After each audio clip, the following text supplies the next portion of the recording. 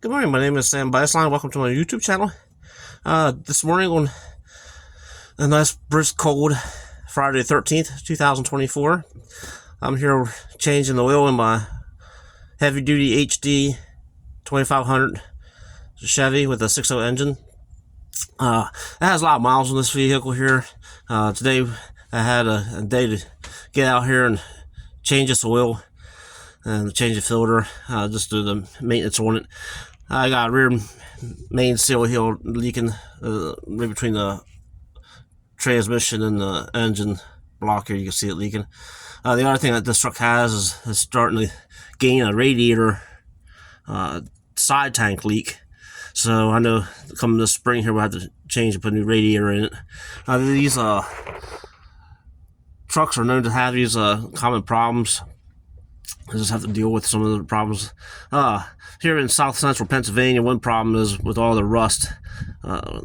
Pennsylvania, they pre-treat the roads with the anti-skid, and also they pre-treat it with a calcium spray on roads. So when the wash is off and washes up in your vehicle, it just eats the bottom of your vehicles out. So there's people out there buying high-dollar vehicles, $80,000, $90,000, $100,000 trucks, and I feel bad for them because as soon as they pay the payment off, next thing you know, the time you pay that payment, the rocker panels will be rusted out. That's what has happened with this vehicle. This truck, I'm a second owner of this vehicle.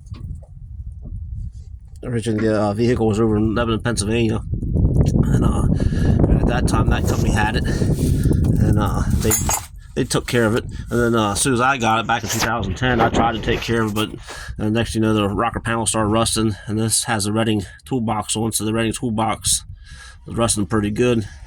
My other truck I drive is my railroad truck right there. So when you can see the railroad wheels on that truck, it's a high rail truck, 2006 Chevy. It has the same problems too. It has the leaking radiator. I changed that out about 2 years ago.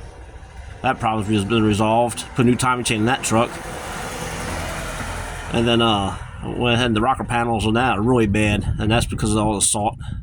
So back to this project here, I'll drain the oil, I'll put a new filter on, and then one thing I have is a broken off dipstick. So one of these days I'll have to take this oil pan off the bottom of the 6.0 engine and install a brand new dipstick.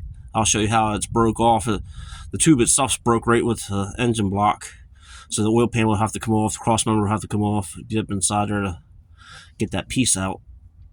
So one thing I can never understand about GMC and Chevy here, why they always put the crossover pipe right here in line with the oil plug. So when you take the oil plug out, it comes out and runs against this exhaust pipe.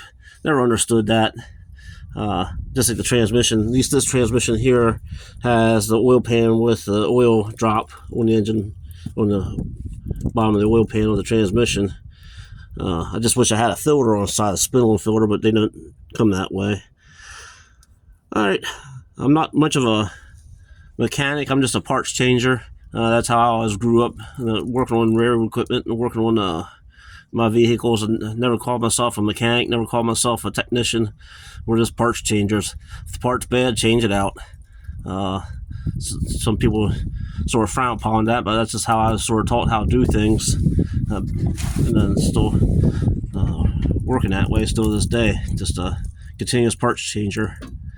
Alright, I want to thank you for watching my YouTube video, and we'll call this part 1 of the oil change of the 2004 Chevy King Cab. Thank you.